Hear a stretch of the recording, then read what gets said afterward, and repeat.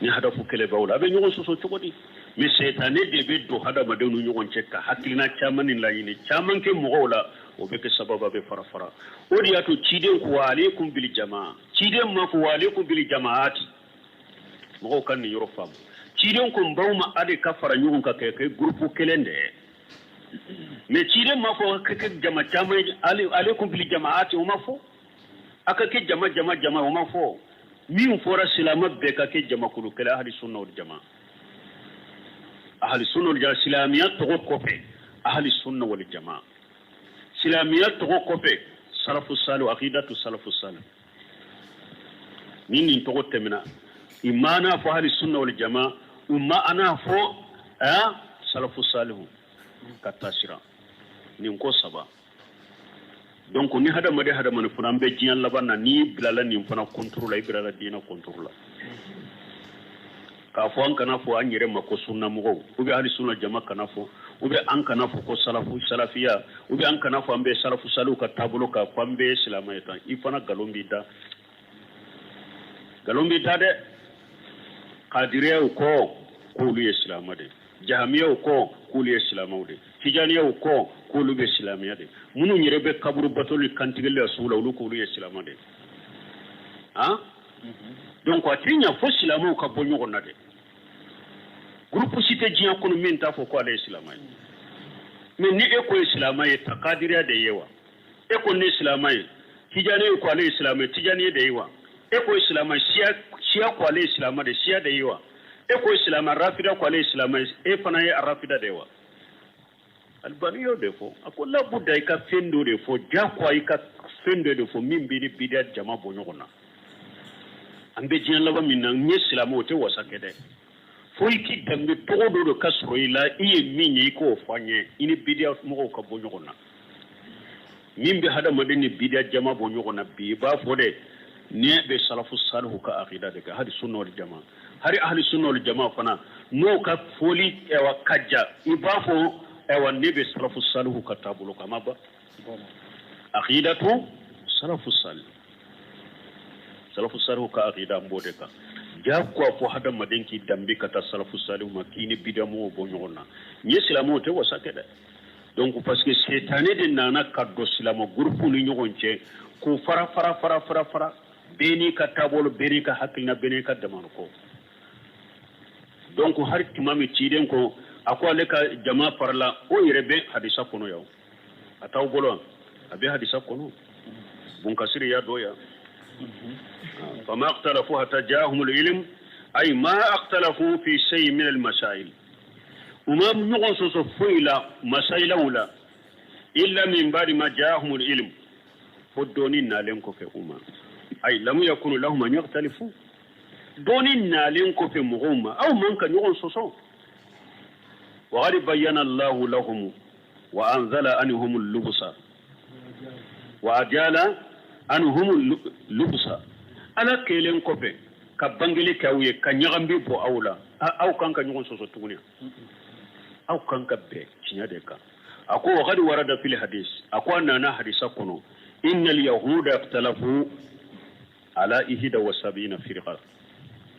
يهودا فرلك كي جمع كلبي ولون فلاني كلي وإن النصارى اختلفوا على 72 فرقة نصارى فرلك كي جمع كلبي ولون فلاني فلا وستفترق هذه الأمة كيدون كن نمان تو فنا بنا فرافرا لا 73 فرقة كي جمع كلبي ولون فلاني سبا أي حديثين دون نشغلا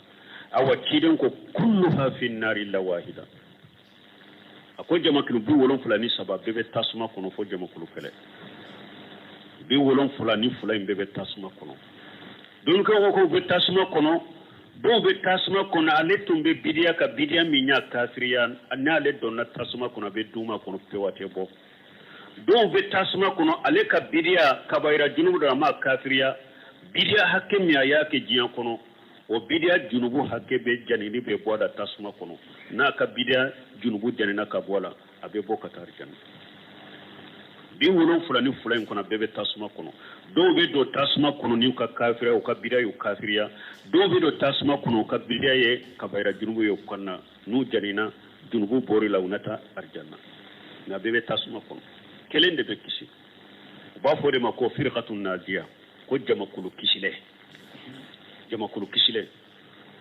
tuwami ciden ko kelen min be kisi sebo ko ye donya ko hum ala ma ana alaihi wa shahabi akon nenin ka sebo be minka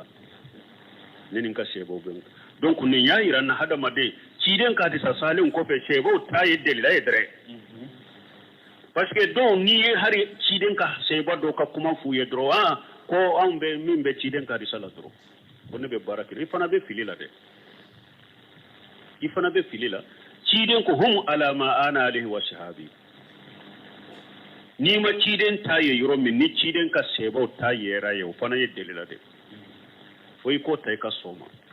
ko ne ko ni qur'ana ni hadisa min bo kono do ko min te hadisa la ne be ciden kare ibe fana be filila ciden ko jama kulu min be kisi ako alena ka sebo be minka sebo ka kuma yahuda de sebo ka kuma te ke huja yoro min ni seba ye ɲɔgɔn sɔsɔ min na u ko ni seba kote seba ye ɲɔgɔn sɔsɔ masayila min na kelen ka kuma tɛ kelen ka huja ye an bɛ arajihu de lajɛ o la ni min ta ni sababa bɛn n'an b'o ta o la ni seba ka kuma bɔra ɲɔgɔn kɔrɔ ko min na dɔrɔn o ko in seba ka kuma tɛ se ka kɛ huja o yɔrɔ la mais an bɛ hadisaw ni kuranɛ ayaw lajɛ sebaw yɛrɛ ka ɲɔgɔn sɔsɔ de la bɛ min ta la kuranɛ hadisa an b'o ta o tɛ wa mais ni seba kelen ye min fɔ seba tɔ bɛ ɲɔgɔn sɔsɔbaga ma sɔrɔ a la o ye huja de an bɛ dalila kɛ mɔgɔw ka nin faamu parce que mɔgɔ caman fana bɛ danbi ka taa salafiya ma o de y'a to Seku Salihu Fawjani ɲininkara ko minnu b'a fɔ k'olu ye salafiya ko salafiya tɛ da kuma ye dɛ a ko a ka ɲi mɔgɔ k'i danbi ka taa salafiya ma a ko mais n'i ko ne ye salafa ye a k'a sɔrɔ bɛ salafu ka aqida dɔ b'u ka taabolo dɔ dɛ mɔgɔ caman fana b'a fɔ n da la ne ye salafu salihu ye ne bɛ salafiya kan ko n'i y'a ɲininka ko salafu ka taabolo ka aqida mun y'a t'a dɔn o ye ka salafu ka taabolo fana de dɔn k'o ka aqida dɔn donc ciden ko jamakulu kisilen ne nin ka sɛbɛw bɛ min kan na cogo dɔw la ciden ko humul jama jama ye jɔn ye tiɲɛtigiw min bɛ tiɲɛ kan abdallah bin mas'ud jɔ tawsira ɲɛ al haqqu ما وافق الجماعة ما وافق الحق ولو كان وحدك أكو جماعة دي مين بيننا تشيما ودي تقو جماعة هري نكلين دي باكا جماعة كون دون مومي كبيلة مومي دوغو مومي جماعة مومي ebe min kan ni qur'ana ni hadisa bodela ni wode tshnyai jamana tobe kati fay kelen kati fay de jamai nana na tugo dola ali haqqu jama'ata walau kana wahdaka ciya de jama'i har ni kelen de baka jama koro de ko ciya juma sebau tabinau ulutumbe aqida minka ulutumbe sira minka ni mo min boka jamana kono ere to ko jama har ni jamana tobe fen wore de ka be filibanti e kelen de jama'i donc wala ka hatin manda ma inshallah donc balmu aw be jama nyini mi nyote de abena hadisaw la nyefe ni ala sunna dogokun na tanka dersu la cire sallallahu alaihi wasallam akun nabi nyuma do bena la garani jama bena nabi nyuma do bena mo tan nyona de bu no fe neme do bena mo fula de ba no fe nabi nyuma do bena yere akwa alle ya ka woleli be ka kanyana mo ya kuno ka jama mo kele malli mana na kele de bena khiyama keneka Allah ma fo ka fara mo shi kai ka galona aya ka woleli ka mammo kelen soro ka kanyana ma yake akele ka sa qiyama kele ne bina qiyama keneka jama fu intere fu folati fara nyugon ka hijibi yawni itwani de fule kana noye kan ka jamana ka doni ke baga chama be ka haklina koye fo an ka dina kisi de nyini sunna tauhidi ni sunna ala yere yu sabade ko wasabiquna li awwalun min al muhajirin wal ansar والذين اتبعوهم بإحسان سلف الصالح قد الله برين يرودلا والسابقون الأولون من المهاجرين والأنصار ننتسي بويوا والذين اتبعوهم بإحسان أو مغمغ نيتورا سيباو نونون كتاسرا كفوك تجنولي إرتوغي كو سلف الصالح إتسك كي سلف الصالح جمان كو وقتك سلف الصالح إتكو يبكي سلف الصالح نياغيرا دي nubu ka aqida nubu ka bara jogoka iye salafu salihu ni ka aqida ni ka bara jogoy do fana yo famu kontre la ko mo be se ka ke ebe min tile la ke be se ka ko salafu salihu ko rede ko mo min temena ko ma wakati min ye be se ka ke salafu salihu ni be famu baliya de dina la ite ke salafu salihu jamanan ni be ke salafu salihu aqidatan ibe ke salafu salihu aqida ni tabulo la salafu salihu tumbe aqida minka tumbe bato choko minka ni ekera o aqida no bato choko ka hari ni masiko utanyo gonake ni kombi no minade nka sheko damaire la iye salafu salihu ni ka aqida ani ka bato nyonya donc salafiya yode adella be qur'ana aya de la ni aya min fo ani fana ala ko man yusaghi rasula min bari ma tabayyana lahu al-huda wa yattabi ghayra sabilil mu'minin wallahi ma tawallu nuslihu jahannama wa sa'at masira ala ko ni mo ye ciden soso cinya bangelen ko fe ye ciden soso fo o sira kam la garam bi fili jahannaba kono bi fili jahannaba tasmo kono donc c'est bon ka tabulon tabino ka tabulo delila de bala qur'ana la delila de bala hadisala fo anka ulude ka aqida nyini ku kabbato chogo nyini ka kaka suru mo ke ere to ko firqatul halika ko jama'a halakilala kan kisikan tanguma subhanakallahumma rabbuna bihamdika ashhadu an la ilaha illa anta astaghfiruka wa atubu ilayk ko bi qawaniyo ko yana ubejate salafu salihu ka aqida kawa doni ka ba ko tejjate salafu salihu wala ko ka tora yere ka sunna yere ka tabi gadi parce que ni salafu salihu ko ka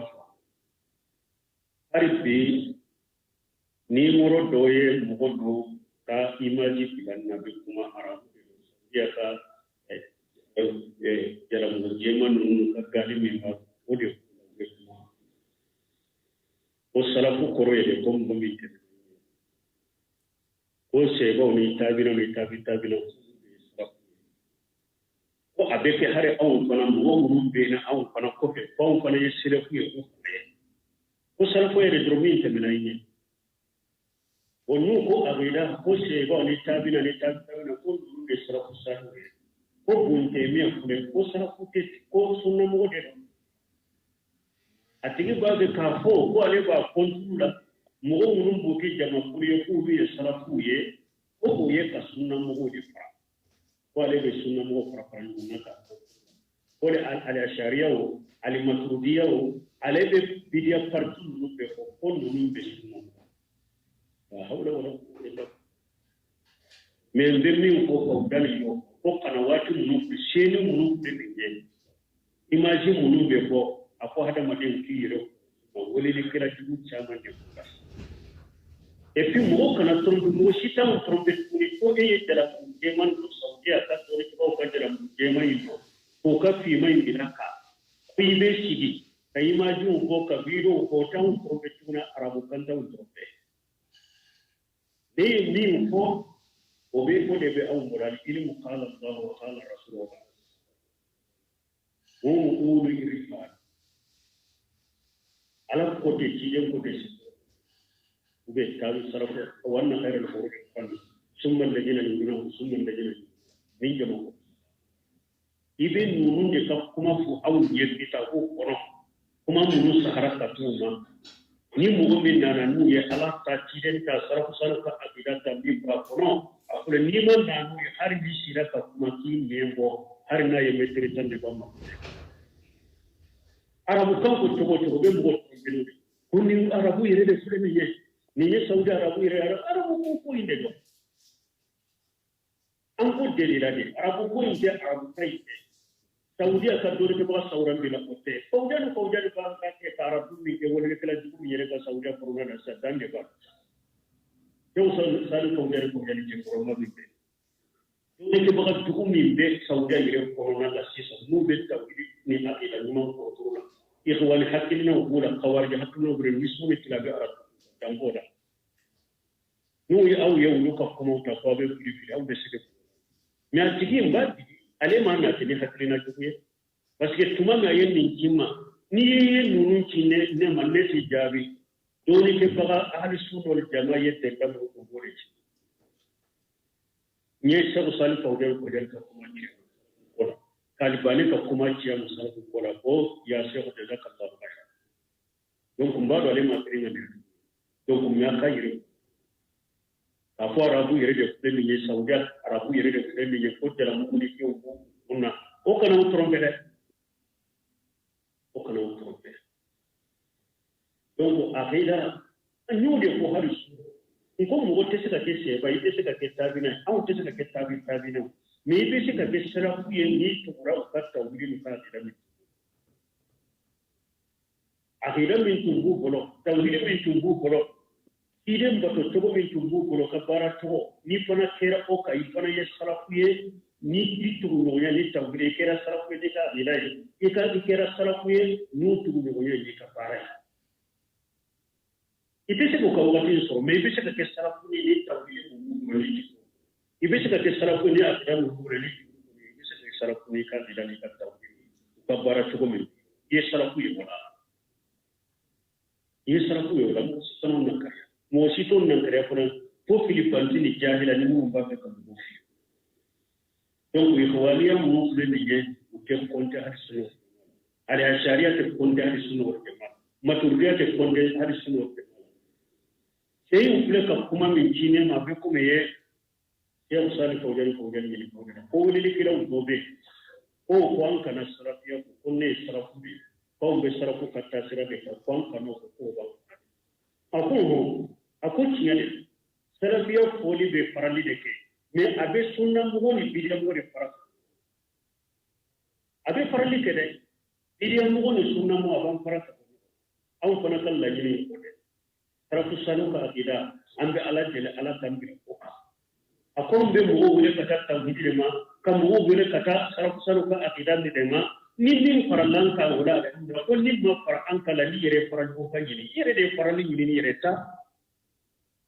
yere de faral ni ni yere e kata be sarafu sanu ka ko an ka ko de kan ka wele ke ta ko de mo to ko ye bidiya mo de mo to ko ye bidiya mo de so Sheikh Albani fana ko ako an be kide mi yere la be wakati daga mi yere la ko yere ka ko ni be sanu ka ga ka sere ka ko yo dola yere wajibi ka ako parce que ni mo ko dro ni bidia sira ko te ko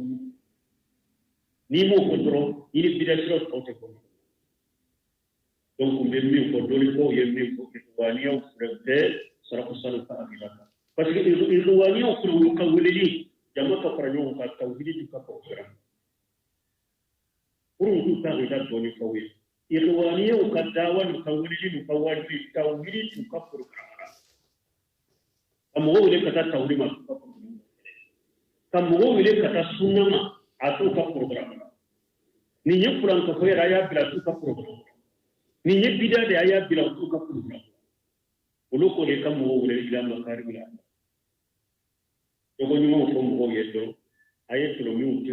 ayetro akana drogo tade ani tabu hode ulu de ko mo ke donc nunu be wa akida ta hal selu sanu ka akida selu sanu ka akida yeto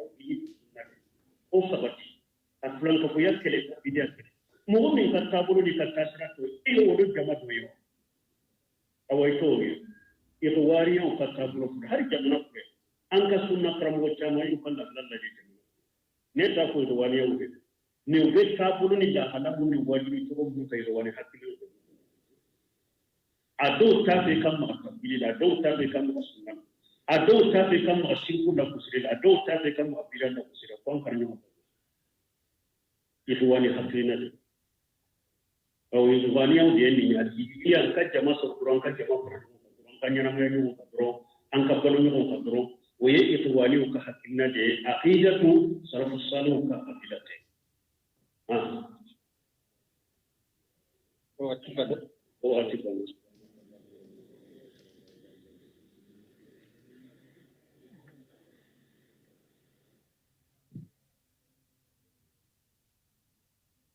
ko ikhwaniyo